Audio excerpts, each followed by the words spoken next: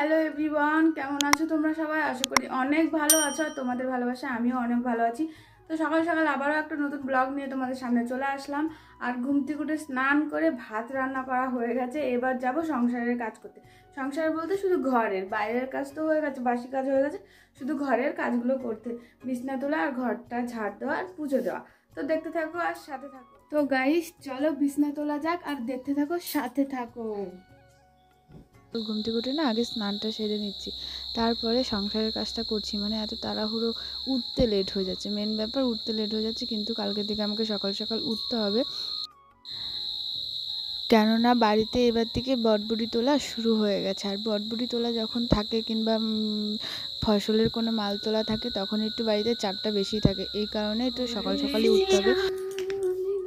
দেখো তো গাইস, এই যে বিছনা গোটানো হয়ে গেছে, ঘরটার একবার ঝাড় দিয়ে নিয়েছি। চলো এবার আমাদের ঘর। গাইস আমার ঘরটা গোছানো হয়ে গেছে, সব ঘর বারান্দা ঝাড় টাড় দেওয়া হয়ে গেছে। চলো এবার আমার শাশুড়িকে ভাত, আগে আলু আর পেঁপেটা মাখিয়ে নিই। যে তো দেখতে থাকো, ঠাম্মার জন্য ভাত বেড়ে নিয়েছি আর মাকেও ভাত দিয়ে দিয়েছি। তো ঠাম্মা খেয়ে যাবে বলছে, তো ঠাম্মাকেও ভাতটা দিয়ে দিই, তোমরা দেখতে থাকো।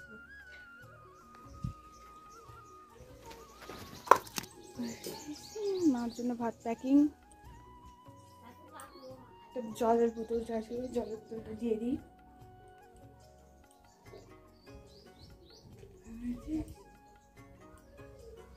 না ঠাম্মা দিয়ে দিচ্ছি, খাই না। আমি পুজোটা দিয়ে নিই, তাহলে আমার কাজ সকালের মতন জল নিয়ে আসবো পরে গিয়ে। তার মধ্যে আজকে সকালবেলা রান্না বান্না করার সময় না, মানে আমার উঠতে তো লেট হয়ে গেছিলো, প্রায় 6:30 বেজে গেছিলো। তো সেই কারণে আমি তাড়াতাড়ি করে এসে রান্না বসিয়েছি। আর ঘুম থেকে উঠে স্নানটা করেই আমি রান্নার দিকে গেছি, রান্না বসিয়েছি। আর সেই কারণেই প্রথমে ইন্টারভিউ দেওয়ার সময় তোমাদের বলেছি স্নান করা রান্না করা হয়ে গেছে। আর রান্না করেছি, কিন্তু যার জন্য এত তাড়াহুড়ো করে মানে রান্নাটা করলাম সেই খেয়ে গেল না। মানে আমার শ্বশুরের জন্য তাড়াহুড়ো করে রান্না করেছি, কিন্তু আমার শ্বশুরই খেয়ে যায়নি। পরে আবার ফোন করে বলছি বাবা খেয়ে গেলে না, বলছে কি যে না আমার হাতে সময় ছিল না, একটু তাড়াতাড়ি আসতে হতো, তাই আরও তাড়াতাড়ি চলে আসলাম। তাই তখনই ভেবেছি পরের দিন থেকে অবশ্যই সকাল সকাল উঠবো, নাহলে যে কী প্রবলেম হয়। আশা করে রান্নাবান্না করি, সে যদি নাই খেয়ে যায় তখন কেমন লাগে, তাই আর কি। তারপরে রান্নাবান্না তো করলামই, খেতে তো পারলো না। তারপর এদিকে রান্নাবান্না কমপ্লিট হয়ে যাওয়ার পর এখানে চলে এসেছি।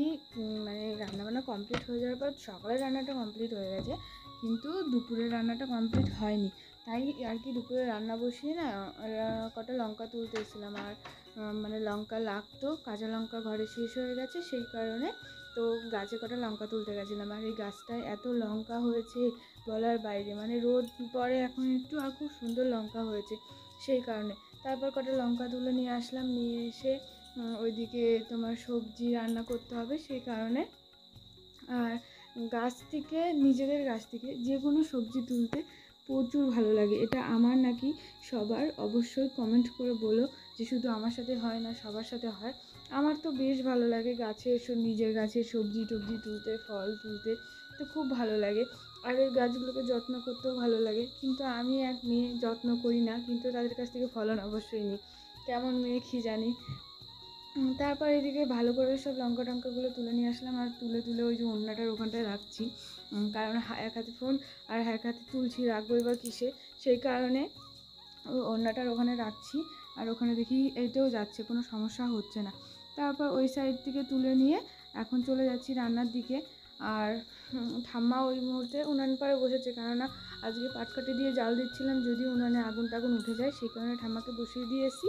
আর আমি এদিকে লঙ্কাগুলো নিয়ে এসে দুপুরে রান্না কমপ্লিট করে দেখো খেতে বসে পড়েছি। আর লঙ্কাগুলো এনেছি এই যে এইখানে, এই বাটাটা খাওয়ার জন্য। এখানে আছে কুলেখাড়া শাকের বাটা।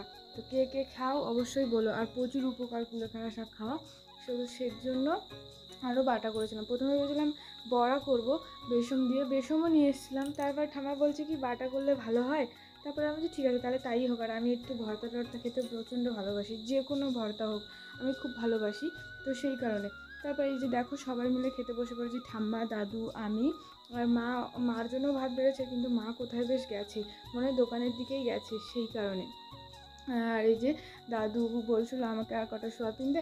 তো আজকে দুপুরের মেনুতে ছিল সোয়াবিন আলুর ঝোল, কুলেখাড়া পাতা বাটা, আর ছিল ডাল পেঁপে দিয়ে। তো তারপর খাওয়া দাওয়া করার পর একটু রেস্ট নিয়ে বিকালবেলা ঠাম্মাকে বলছিলাম আমার মাথাটা না দুদিন ধরে খুব চুলকাচ্ছে, তুমি একটু দেখে দাও না কিছু আছে নাকি দেখো। তারপরে অনেকক্ষণ দেখার পর কিছুই পাইনি, শুধু মাথা ঘেমে গেছে, প্রচণ্ড ঘেমে ভিজে গেছে, সেই কারণেই বসে বসে মাথা চুলকাচ্ছি। আর লম্বা হয়ে গেছে চুল এই মানে এতটাই যে চুলগুলো যে শুকাবো, আমি আবার ফ্যানের হাওয়া বেশি পছন্দ করি না। দিনের বেলা তো মানে পছন্দ করি না, রাতের বেলা যাও হোক ঘুমিয়ে যাই, সেই কারণে রাতের বেলাটা একটু চালাই। তাও মাঝে মাঝে তো চালাই না, ভালো লাগে না, তো সেই কারণে। আর দিনের বেলাও চালাই না যে ফ্যানের হাওয়ার নিচে চুলগুলো খুলে তারপরে একটু ঘুমাবো, তাহলে যদি চুলগুলো শুকিয়ে যায়, তাও করি না। তারপর বিকেলবেলা আড্ডা মারছিলাম বসে বসে একা একাই, তারপর শুভ আসলো, ও এসে একটু গল্প করছিল, ঠাকুমা আসলো, এসে তারপরে আমি ঠাকুমাকে ব্যাগটা এনে দিচ্ছিলাম।